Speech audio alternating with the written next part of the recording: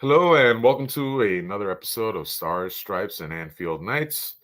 Coming to you live every Tuesday at 9 p.m. Eastern. I'm your host for today, Rigo, joined by Colin. Hey, Colin, how's it going? Good to see you, dude. We missed you. Keeping it consistent while you were out, but happy to be here with you as always, and happy to have Jay Muse with us in the comments. Definitely. It's been quite a while since I've been on. My apologies, guys. But I'm definitely glad to be back on, especially with some big news coming out today, and we'll dive right into that. But once again, as always, make sure to like and subscribe. Hello to Muse there, as well as everyone else live on the stream. Thank you guys for joining. And of course, the news we're referencing, or at least I'm referencing, and we'll dive into, is the return of the prodigal son. And that would be, of course, Michael Edwards being named FSG CEO of football. As of June 1st, he'll be resigning from Ludonautics, the company he just founded last year, replacing Mike Gordon at Liverpool. He'll go ahead and then appoint a sporting director. All signs point to that being Hughes from Bournemouth, as well as recruiting Klopp's successor, which at least in my corner, I hope it's Xabi Alonso. And the other big bit of news that came out of there is FSG's interest in purchasing a second club. And we'll go around and ask for your guys on in the audience, as well as I'll ask you, Colin, which club you like FSG to pursue moving forward. Yeah, I thought the interesting point about that statement was that didn't it specifically reference foreign talent? That was a specific thing that was mentioned, or that has been like brought up, that it was, where they're looking at a club for specifically, essentially a base somewhere else, so that they can, widen the recruiting arm of the club, which is, of course, I think very smart. That to me again immediately signals South America. That was good shout there. Portugal, maybe Spain, another a European team, just to kind of ease those transfers in, since Brexit kind of made it a lot more difficult to bring in young talent to England. Yeah, I almost wonder if it is not just one club. If it's going to be two. I think a lot of these, especially international clubs that are outside of even let's say, the top 7 leagues in Europe, are able to be purchased for like really very reasonable sums of money. If we're talking about like FSG dollars, like they're not talking in the hundreds of millions to buy it. It's like you could probably buy the club and its entire assets for like, 40, 50, 60 million dollars. Get out of here. No way. I mean, some of these clubs are like, incredibly, I guess it depends on, where their mind is set. If you want to take, and I guess this is what led me to that idea, was that, of course they can buy another club. They could buy, let's say Fulminanes, just to give an example, who obviously established a huge fan base. Infrastructure is already there. It's already done. You could buy it. Let's say it's $500 million to purchase all of its assets. Where can that club's value go from there is my thought. And to me, that's something that FSG, as we've seen, they always want something that, I think, whether it's players, whether it's club assets, something that is adding value later. That'll definitely appreciate and grow with their portfolio. So obviously, biggest example, Liverpool. They bought pretty much pennies on the dollar to becoming a $1 billion club now. So absolutely, and I think that is. I think that would be so fundamental to whatever their idea is to purchase, which would, it's something that is, whatever their investment is into it, they want, 10x whatever their investment is, whether it's to export players or to, just grow the club's size. But like, I don't see them purchasing a top 5 club in any league. No. My thought is they're going to purchase someone who is, you know, has a large fan base, has a large recruiting base, and has, a good reputation, I think, for, um, for growing talent, Talent. Hmm. and, then to pump the assets into there to continue to grow what that club already does well. And to me, that screams like they're going to be purchasing a club for 50 to $100 million. They're not shopping, I don't think, in the 500 $1 million range, or anywhere, half $500 million. Yeah, I don't think so either. It's got to be definitely Yeah, with it in mind being a feeder club, yeah, and result having those players, go to Liverpool, or at least being yeah. able to be sold off. Yeah, Which I think definitely. takes them totally out of the MLS market. I mean, maybe US, if they were going to do something in the United States, maybe USL, which wouldn't Uh, be the worst idea. But like, that also, is that the foreign talent that they're looking for? Not really, I don't think. To me, it's like they're going to go buy like the 8th best Brazilian club for, $82 million, and pump another 100 into it over the next 10 years or something like that. I definitely love either a Spanish team or a Mm, Portuguese team, or at least another team in the European Union, just because it'll ease the ability to purchase talent from across the world, as far as being able to bring them in, and then once those players play for that European team, that'll build up their reputation to be able to transfer over to England, because I believe they go on a point system, right, or something like that, to be able to yeah. approve a work visa. The work visa process is very But convoluted. we're kind of putting the cart before the horse here. We're already shopping for clubs. That's how excited we are. Uh, Really. let's first tackle, and we even get to this weekend's match. I don't Mhm. even know we're going to touch on that, just because the more removed I am from it, the more furious I am, actually. We might skip that for tonight. Just look ahead. But yeah, well, what are your thoughts, just initially, of Edwards returning? I think it's definitely we needed a sporting director, or at least a head person running the club. Mike Gordon wasn't going to be there Mhm. day to day answering the press's questions, and there's definitely someone who has history with the club, who helped bring this club back to where it belongs, as far as being one of the European powers, winning the Champions League, winning the Premier League after 30 years, who has an eye for talent, and being able to meld data-driven analytics, as well as actual team building, to help produce what we currently have now, top to bottom. I think the best squad in England. Uh, does this excite you? Are you happy this is the end result, as far as 2 years basically kind of steering ourselves mostly by Jurgen's hand, as far as the direction of the squad? Ye- You know, I think this is the only the only real move to make. To be honest, um, what when going from someone who is so talismanic as Jurgen is, I think you have to approach it totally differently. I think you have to, obviously the comparisons I think are there to be made with, with a sort of Moneyball esque style, and really trying, not necessarily trying to replace Jurgen in the aggregate, but trying to replace, you know, um, or try, I guess, trying to at least exploit the club's standing in international football to everything it can.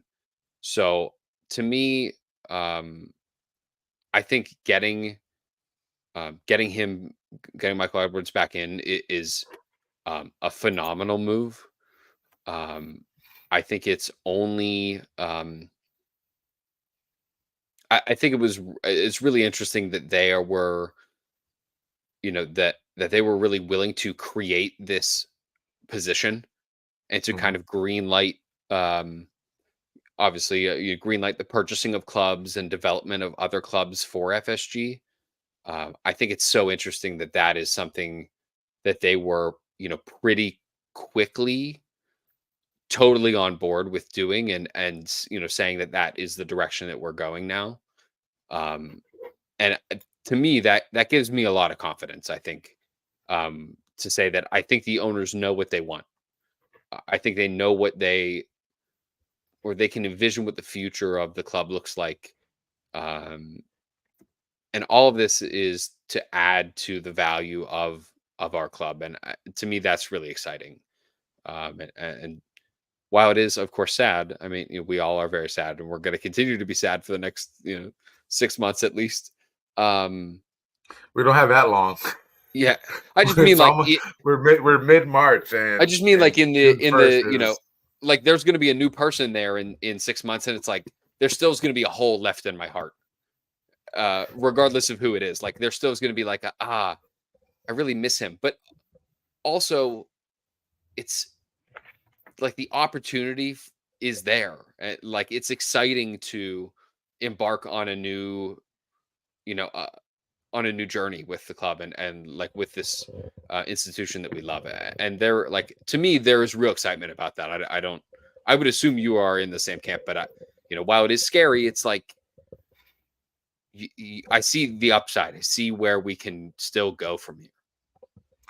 I think it's quite honestly, it's probably the best end result possible, just for the simple fact he knows the structure, helped build the structure there, and by him changing roles, no longer being the sporting director, having more of an overseeing role, he'll be able to manage things with a lot longer view. And with that, I think the carrot there for him to being able to go ahead and replicate that with another club, I think that was really the huge carrot for him, because I think as far as Liverpool are concerned, we've pretty much checked off every single thing that you might be looking towards improving in a club. Training ground already taken care of. The entire first squad as well as the academy train on the same grounds, which obviously lends itself to the integration of these youth players that we've seen this year. Um, the renovations to the stadium. This past weekend, we had the largest crowd at Anfield for a Premier League match in its entire history, which is amazing. And it's just we're just going to start reaping the rewards as far as the club with that going forward now. And the building of the squad itself, while we do have a few players who you would consider maybe leaning towards the outside of their primes, possibly now, the current full body, the heart of the squad are all players from ranging from 22 to 27, 28 years old. So right in the midst of their prime or about to reach their prime. So as far as being an attractive landing spot for any manager post Klopp, beyond considering the shadow that you'd be stepping into just because of what he's accomplished and the love we have for him as a fan base, I think it's the best and most attractive club that you could possibly ask for, unless you're looking at Real Madrid and possibly usurping Carlo Ancelotti. But apart from that, yeah, it's quite amazing the job they've done, and the viewpoint that we have here compared to last season where we were just right in the mud. I think the emergence of these young players plus the players that we brought in has really, made it a very positive season, even with all the bad calls against us, all the injuries, etc. All these players I think, are just amazing top to bottom. So I think the challenge of being able to replicate that success with another club and build up their value once again, I think is portends itself to a very, very bright future for Liverpool and FSG as a whole. So yeah, it's good news for me. Very happy with it. It removes a lot of the uncertainty that we were facing post Jurgen, just because not only did we not know who the manager was going to be, but who's going to be hiring the manager. Jorg wasn't going to be around any longer, and where are we going? And at least now we know, and it kind of I think it's beneficial, not just for the future, but for this season itself. It kind of removes any of those questions that might be popping up in press conferences that Jurgen might have to answer. He's going to have to answer a few now with Edwards returning, and I'm sure he'll get a few of those questions about their relationship. which But was not great from what I yeah, have I think infoed, right? Hendo was probably the biggest cause of their He wanted him out, falling right? out. There was a if there was a falling out, but yeah, it's just great news in my Yeah. opinion, and uh, we kind of have our future secured post Jurgen as far as direction and structure. So now we can heavily focus on what's going to happen for the rest of the season. So very happy with that. Yeah. We'll get to some transfer business a little bit later on, but big name popping up, William Pacho, Ecuadorian from Eintracht Frankfurt, but we'll discuss him a little bit later. Let's look ahead now towards our matchup on Thursday against our Europa League opponent, Sparta Prague. Your thoughts on the squad makeup coming in for Thursday? Do you think we'll go again a mix of youth and vets just to balance it out, or what are your kind of thoughts heading into it? Does Salah get a start this weekend, or still building him up? Not this weekend, but this Thursday, or are we still building him up? I don't know if it's that I hope this or that I think this. I wouldn't put Mo anywhere near this squad. We're up. It was 4-1 in the first leg, right? So we're up by 3 goals. So we'd have to lose by three clear goals to go to extra time. Yeah, like I would not have Diaz anywhere near this squad. I would not have probably Darwin Nunez. Maybe Darwin Nunez on the bench. Um, I I would like anybody who is anywhere in in the shouting distance of being affected by fatigue. I don't want them anywhere near it. I don't. I think we could play a worse squad than we started the Carabao Cup final with, and we could win Yeah, at home. Like there's just not. It was 5-1 winners last week. I forgot. So yeah, no, like Jaden Dan start him. Like I don't. Trendioni start him. Like if we're down by 2 at half, then we can panic. But like I'm not worried about whatever the squad looks like, regardless of who is starting. Like I'm very laid back. Maybe some would say maybe too laid back, but I don't know. I think with a 5-1 advantage, I think we're pretty secure in being able to move on. I definitely go youth heavy. I'd love to see McConnell back in midfield. Dan's, hopefully he is recovered from his concussion. I definitely would have loved to see him at the weekend against Manchester City. To be quite honest, I think he probably would have made he's a lot more direct and aggressive than Cody is at that striker position. So I definitely want to see more of him moving forward. But I would definitely rest as many guys as we can as possible, just because we do have that advantage and there's plenty of matches still to go. As far as Salah is concerned, I think he definitely needs at least 20 minutes off the bench just to build himself back up, hopefully get a goal. He should have had a goal last week that they chalked off for no apparent reason because he definitely was onside. But yeah, definitely a lot of turnover with regards to who's starting. I don't want to see Virgil out there. I know he had to come in on Thursday just because of Evo pulling up a little bit lame. Questions as far as Bacetić, he was training off to the side on grass today, it was reported, but it does seem he's still a good ways away from being integrated to the first team. So I definitely won't be seeing him. And thank you, Muse, right there with the news. Muse with the news. So yeah, I want to see as much youth as possible, and rest the guys as much as possible. Endo, Elliot has ran so many miles in these past couple of weeks and put in so many minutes. I don't want to see him on the pitch at all. Let the guy rest. He's wow, quite impressive last few weeks for Harvey, manning up not just in midfield but at right wing when necessary, and big ups to him. Question for you, actually. Do we bench CK? Do we bench Kelleher for this match, or does he play on Thursday?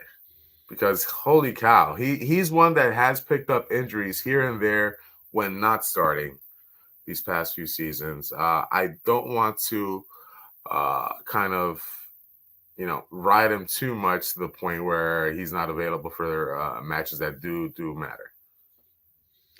What should we see Adrian behind in goal? That would be wild, wouldn't it? Like, I didn't have that on my 2024 bingo card, is to see Adrian playing for Liverpool again. Probably, honestly, like probably, like I just do not. I don't see a squad that we could put out at home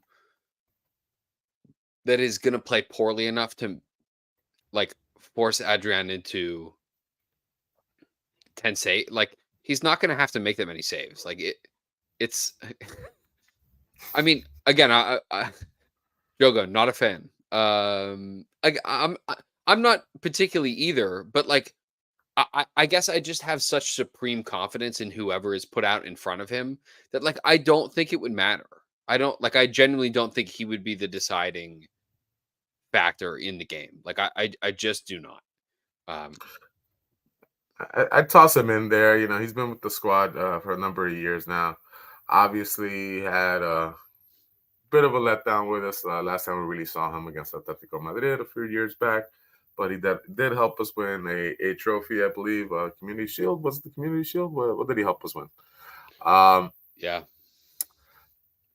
I'd give it to him just again because I am concerned as far as Callum Kelleher being able to put in all these matches without sustaining an injury. I know Allison's expected to be back after the international break or a little shortly after that, but I still wouldn't want to play with fire too much, especially with our history of injuries at the most inopportune times. So I definitely would start Adrian and have Kelleher on bench. But we do know Jurgen, he does pay respect to the other squads he is facing. He never puts out a completely baby lineup or a disrespectful lineup out there. So we will probably see a lot of the starters on there that'll come off probably after 45 minutes, 50 minutes for their subs. But as far as predictions are concerned, you see us coming away with a victory on Thursday, and if so, what would be your score there, Colin? Yeah, like 3-1, 4-1. Like, I just don't think that they weren't that much to consider, and we were playing away. They easily could have just sat behind the ball and just like tried to play defense the whole time, and they weren't interested in that. And so now they have to chase the game in order to try and move on. Like, I don't think that I don't think there's really any way to beat us if you feel like you have to commit numbers forward, and you have to throw extra numbers at us. Like, I think we're absolutely lethal, especially with honestly, like, the work ethic that especially the wingers have to tuck in and help defensively. Like, speaking of the Man City game, like, I thought the defensive shape in our, at or around our defensive third was like so incredible and so admirable. Like, there's just not many teams that are that good at as good at football as we are, who have wingers who will do that kind of work. Um, and so if they have to throw extra people at us, they've got to commit 6, 7 attackers. Like, there's just not any chance that their defenders are good enough to keep even our children out of the goal. So I'm not concerned. Yeah, I'm not concerned. So the final score you said 3-1, I believe. Yeah, 3-1. 3-1. Okay, sneak in a goal. They definitely had their opportunities last week to put a couple in net. They didn't capitalize on their chances. Connor Bradley felt bad at the half, decided, hey, let's give him something to work towards, and put it an own goal. So, yeah. As far as predictions are concerned, I'd go a 3-0. I'll go 3-0. I say we keep the clean sheet, hopefully, knock on wood, and we secure our path to the semifinals there for the Europa Cup. But definitely for Thursday, definitely something that, even though it's lower competition, a lower team, we are running out of Anfield matches with Jurgen. So I definitely expect a huge reaction from the crowd, and hopefully a good performance as well. All right, thank you, Jogo Bonito, for hopping on and joining us for today. Have a great night there, and all of you for participating on the chat. We definitely like to see those comments. So looking ahead towards the weekend now that we squared away. And at the weekend, we're looking at not Premier League competition, but FA Cup, and we're traveling over to Old Trafford to Man United. That always a difficult game, recent results notwithstanding. Always a difficult game over there against the Manx, and they're basically this is their to use an American term, this is their Super Bowl basically for this year. Just for the simple fact that top 4 finish does not look to be in their cards as of now. So they will not be securing Champions League football next season. Erik ten Hag seems to be on his last strings of patience, especially with the new ownership of Ineos moving in. And it was revealed as well that Manchester United are looking at around $1 billion in debt. So a nice cherry on that poop cake of news would be obviously knocking them out of the FA Cup at the weekend. So what are your thoughts on this match coming up this weekend? And obviously we go full bore, right, with the international break coming up right behind it. Yeah. I don't hear a whole lot of FSG complainers so much anymore, Rigo. All these other clubs I are facing. still see them. I'm not saying that they're not there, but I'm saying they're a lot quieter nowadays when everybody else is seemingly facing financial ruin or, sanctions, penalties, being relegated leagues. Are FSG perfect? No, but do they run a reasonable business that has to balance the books? Also, yes. So that's great. I'll take that. Yeah, it is their Super Bowl, which I think is their undoing.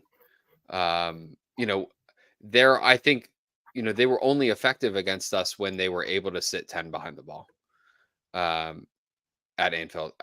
And correct me if I'm wrong. I don't like there has to be a winner of this game. Like their best case scenario would be a shootout, right? Their best case scenario is they sit behind the ball. We can't break them down, and then Rashford Catches hits us. wonder goal, just Right. like he did against City. I mean, but so obviously, like, even if it goes to extra time, there's got to be a winner. So we'll go to penalties. Like, I think that forces them. That, speaking of forcing them out and forcing to try to go forward. They were not dangerous against us when they sat everybody behind the ball and tried to do this before. I'm not scared of them. I don't care where we play. If they don't commit people forward, the worst case scenario I think for us comes out at 0-0, and we go to penalties and like move on from there. I don't see. I mean, they would have to play extraordinarily well to cause us this kind of threat. I mean, that's exactly where I'm at. Like, I think that's where our squad will be. We'll play a full strength squad for that, and I think they're in they're in deep water, and I don't think they can swim so well. Yeah, Man City's midfield was running for its life basically on Sunday. Rodri looked absolutely beat, and if Rodri looked beat, Casemiro is gonna be on fumes from minute 5, on his trying to keep up knees. with us.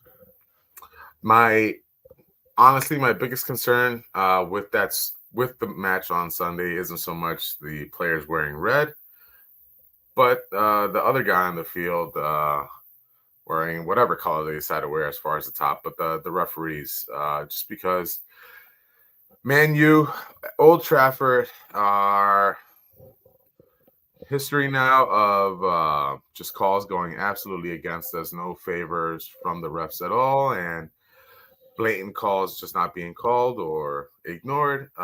That's my one concern there. Bad call here and there.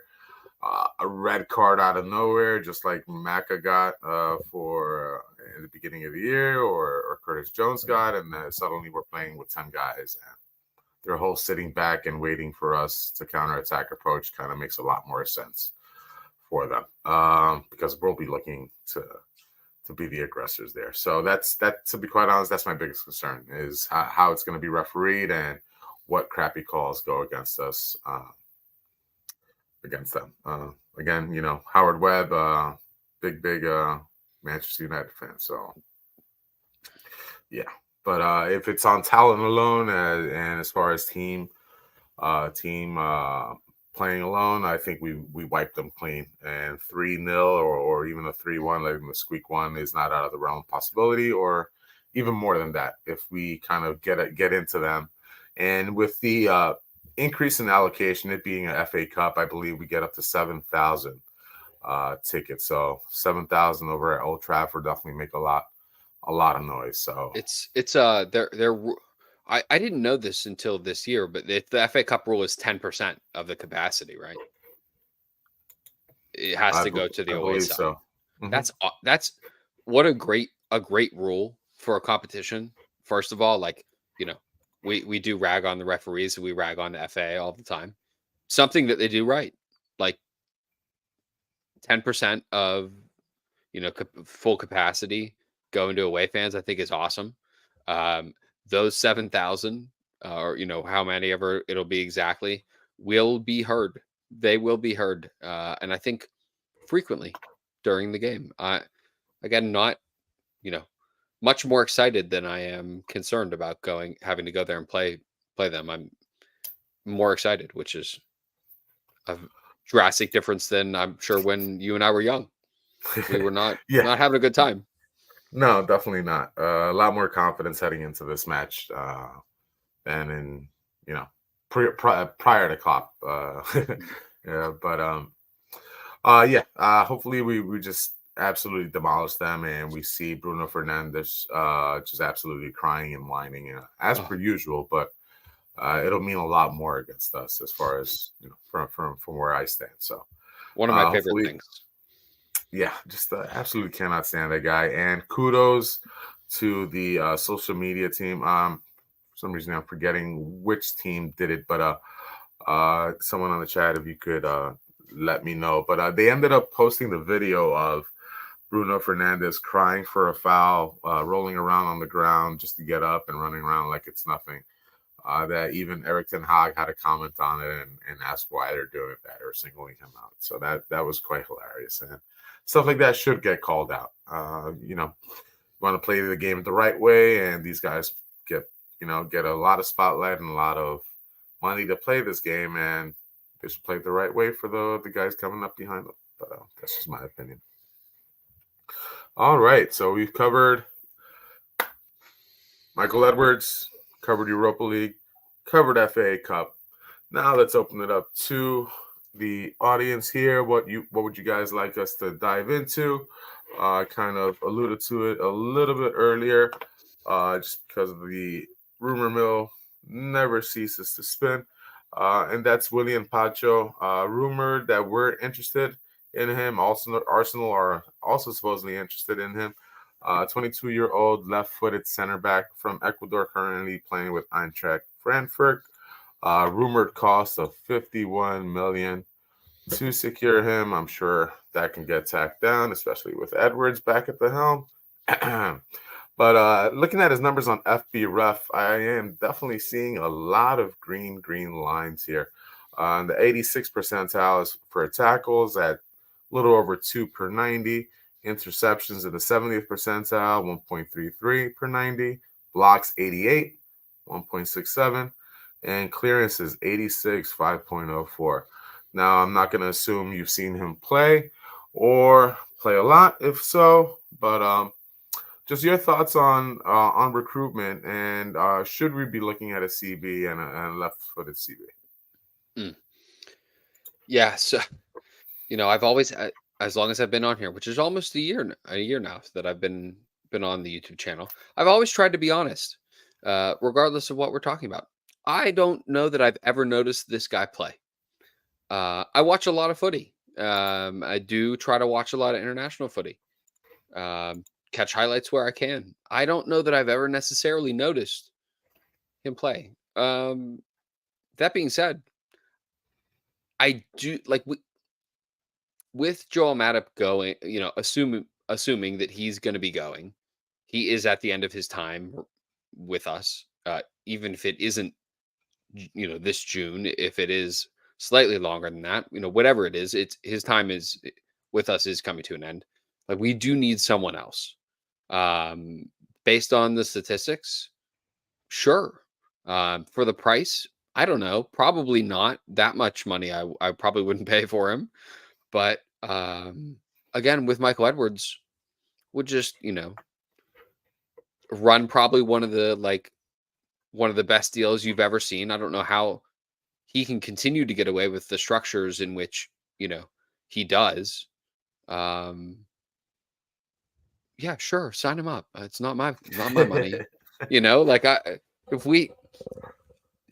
I guess maybe the larger point is with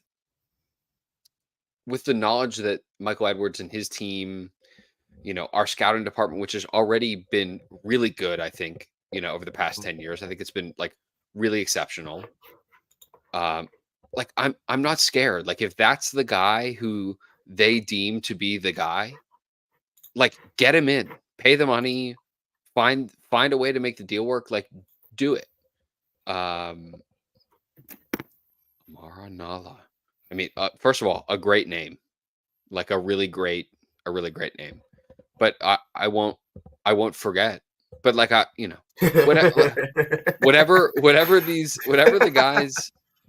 Michael Edwards and his team and the scouting department and the sporting director, whatever they're picking, I really have trust in them. I'm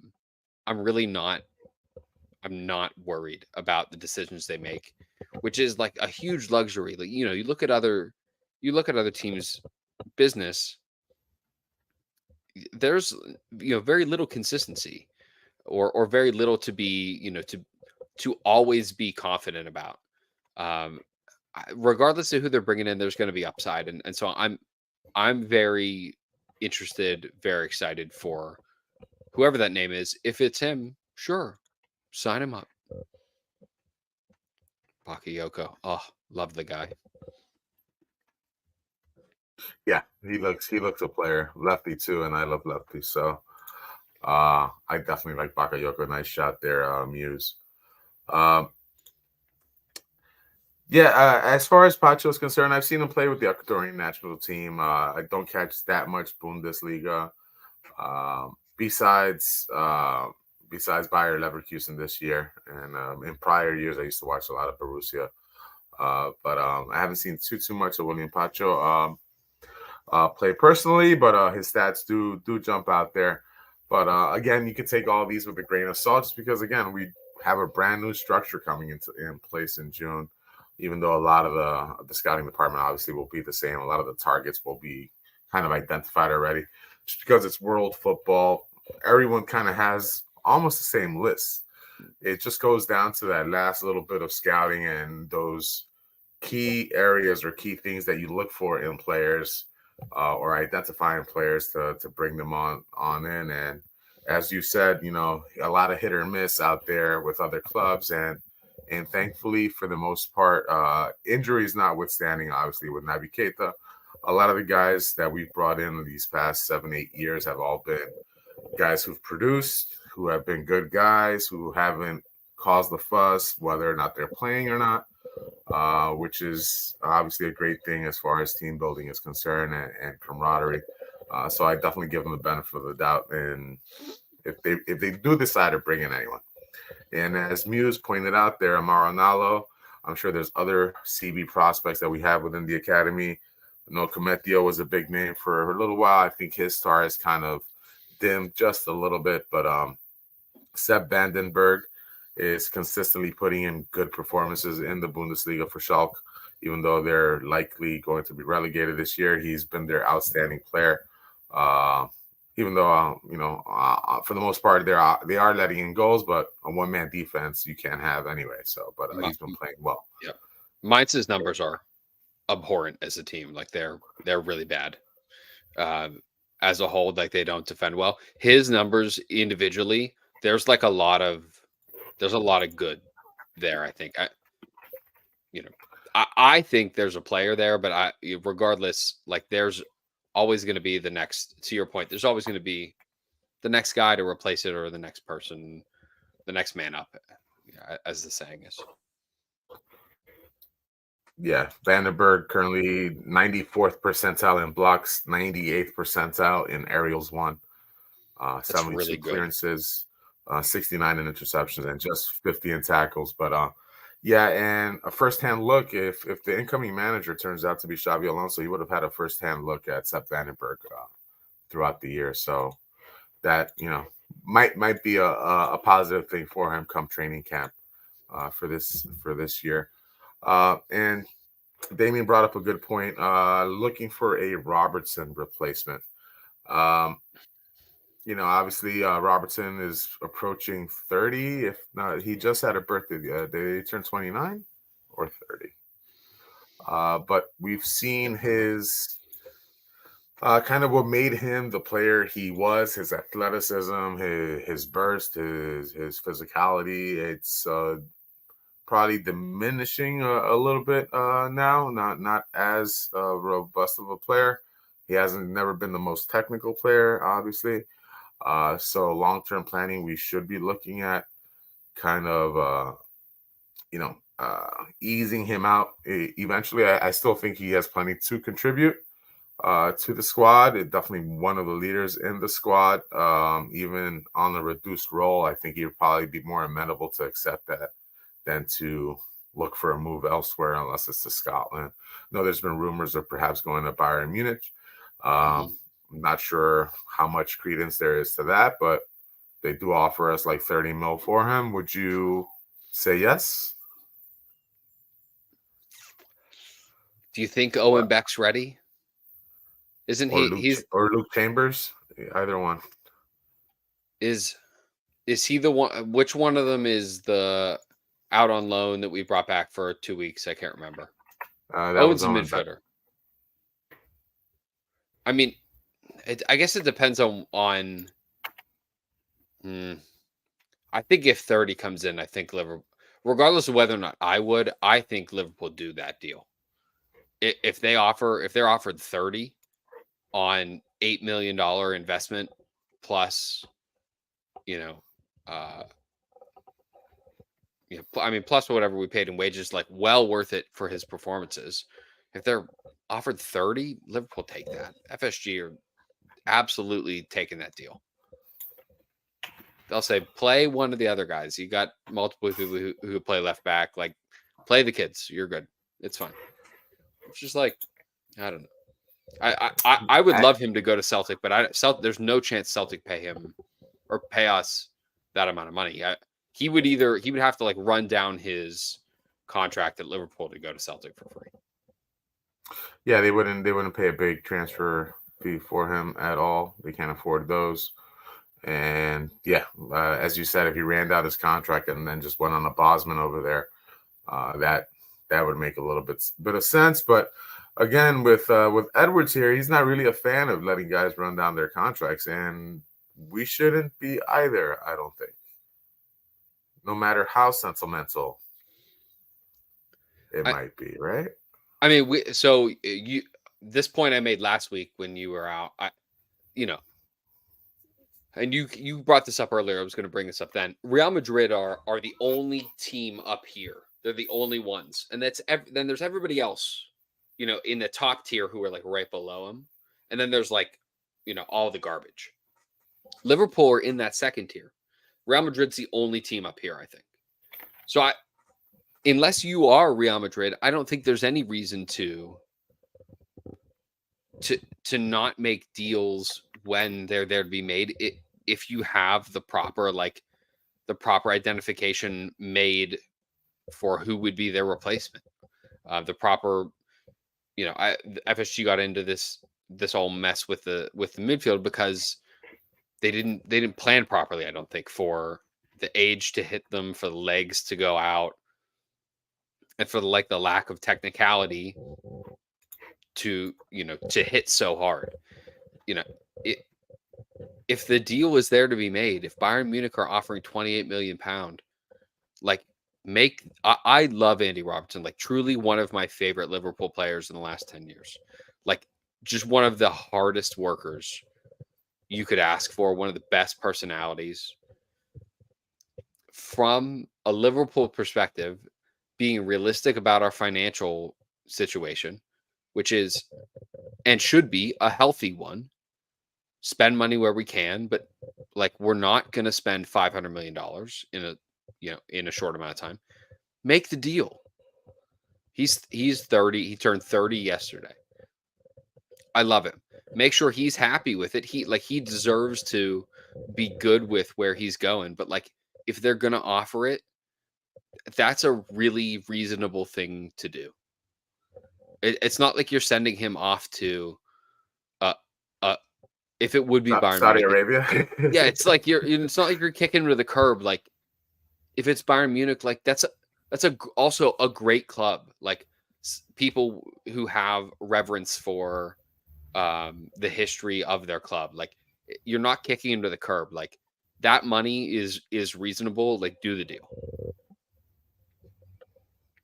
Yeah, if they came with 30, I'd be hard pressed to say no to that. And they should be getting a good amount of money for Alphonso Davies, who's also rumored to be going to Real Madrid along with Kylian Mbappe. So, what a squad they're arming themselves for next year. But again, that's all good on paper. You never know with injuries, et cetera, et cetera. Personalities. Yeah, you that. Just don't know. And those whole buying, putting a squad together from each transfer window, and then there's no, these guys didn't grow up playing for Real Madrid like we have with so many of these players growing up playing for Liverpool or wanting to be at Liverpool, even if they were in another academy, Bobby Clark or Harvey Elliott, for example, who came from other academies. You know what I mean? So, yeah, good luck to them on that. But if Munich came with 30 mil for Andy, might have to say yes to that one. I'm telling you, regardless of whether or not we would or whoever else would, Liverpool do that deal. They make that sale. They say thank you very much. They give you a nice plaque, and they say thanks for turning our £8 million investment to 30. We'll take that and spend it on whoever, literally whoever. Yeah.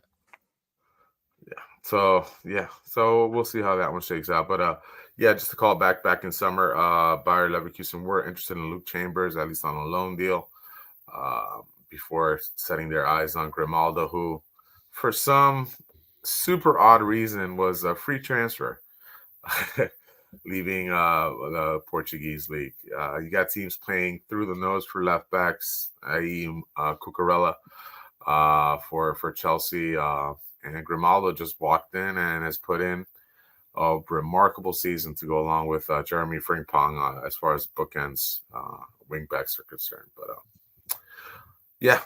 any other rumors or things of note before we kind of sunset our stream for today? Any things that jump out to your mind, Colin? Things you want to get off your chest, share, or just highlight? Mm. I guess I'm always interested in, and you kind of touched on this earlier with the, the staff that would be staying versus the staff that would be, would be going with Jurgen. I'm always so interested in the like logistical transition of responsibilities and of power and of like that's so interesting to me. Obviously, like we have a goalkeeper coach who's been here forever. I would probably expect him to stay. There's nothing been said about his status in the club, but like how, I guess, what time frame would you expect to see for, let's assume that a sporting director is nominated by the end of March, unofficially by the end of March. So they'll be able to go ahead and make decisions there from April and beyond. When do you think that realistically a decision would be made for a manager? And when do you think realistically that decision would be communicated to us fans, to the wider public? If the target that I want and the target that's been named as the number one target is the guy, I don't think anything is announced until the Bundesliga season is wrapped up and until Bayer Leverkusen hopefully have their parade as champions of the Bundesliga. So I don't think anything will be done until end of, like Muse is saying, end of May, until all matches are done for that campaign. Just out of respect for the club, and I don't think Xabi Alonso would be one to already, say he's dating somebody else in the midst of, being on a cruise with his current relationship. You know what I mean? Absolutely. So I think they're gonna, take that ride up until the end, and then afterwards thank him for his service, thank him for their first title in their history, and wish them the best of luck at Liverpool to make them champions as well. Yeah. Muse also pointed out, Muse, you're so valuable, man. I'm very happy you're back on the stream. Real MVP for us here on the comments and watching us here. But as Muse highlighted, the Europa League final is May 22nd. They're currently making provisions in the event that Rangers and Liverpool are in the final to have just a viewing stadium to kind of accommodate all the fans that will be traveling up to Dublin, which is quite amazing. The current stadium, I believe, only seats 55,000, so they'd be looking at a 81,000 stadium for viewing, which that'd be crazy. Unreal. Yeah, that'd be crazy. Yeah, I've also never seen organizers of an event admit, not defeat, but admit that okay, if these two clubs make it, we need to drastically change the planning that we've been having for the past 2 years minimum for this event. We need to totally change it in a span of 2 months. If these two clubs make it, it needs to go out the window. We need to do something totally different. That's saying a lot. That's a speaking of underlying statements, that's a big message to be sent. I mean, to be quite honest, as soon as we were out of the Champions League running, the Europa League Twitter account just kept feeding shots of Liverpool this, welcome to Liverpool, and everything to do with Liverpool, anything that they do within the tournament itself this year, they've been so on it to highlight, just because it's probably one of the biggest clubs to ever grace the competition and likely take it to the final. Hopefully we win this one, unlike the last time we were out there. But yeah, it's I feel like there's definitely more eyes, or obviously I'm super biased, but more eyes on Thursday nights than they are on Tuesday and Wednesday nights with regards to comparing the Champions League and the Europa League. But again, that's just me. But we did see today Arsenal advance on penalties. Kudos to them. Exactly what I wanted. 120 minutes of action. Nerves of penalties. You won. Great, because that means you'll be playing midweek matches. Hopefully the injury bug strikes you guys at some point this year. But after you face Man City. Um, all right. Anything else on the chat? Let me just take a quick gander here. I don't think that I saw anything else. So I guess one clarification. So so obviously I would agree with the time frame of announcement for the manager. When do you think that if we announced, let's say it's Xabi Alonso, let's say that it's that Bayer Leverkusen win the title, if they announce it after they and let's say they make the Europa League final, so let's say they would announce it the day after, 2 days after, whatever.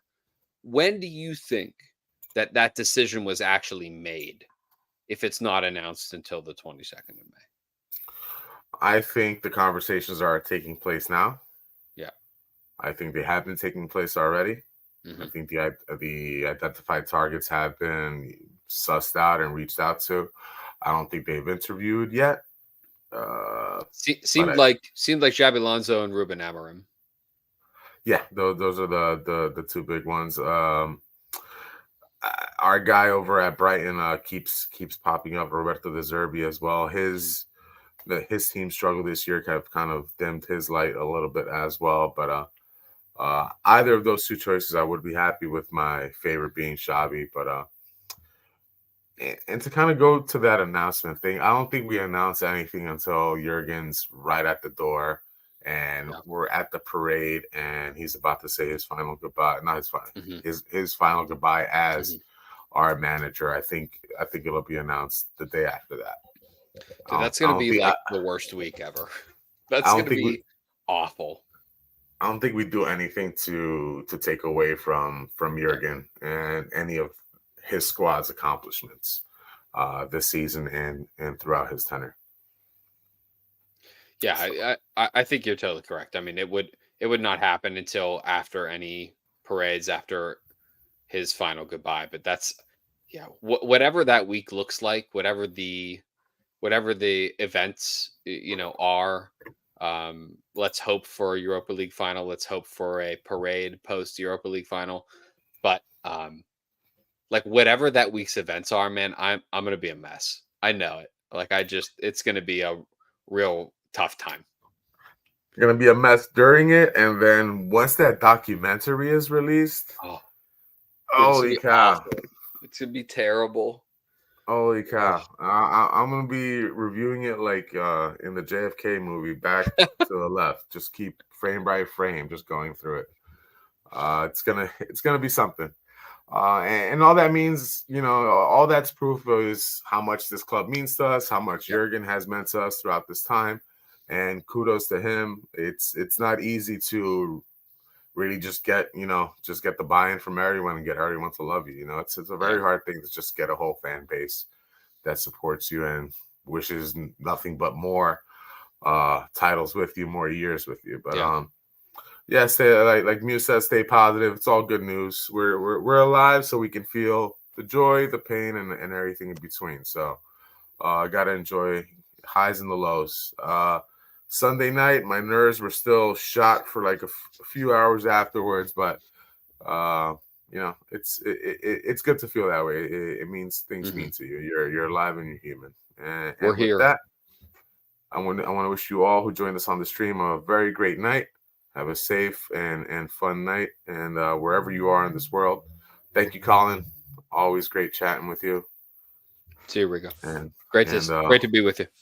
Same, man. YNWA, and make sure to join us next week on Tuesday, 9 p.m. Eastern. Have a great one, guys.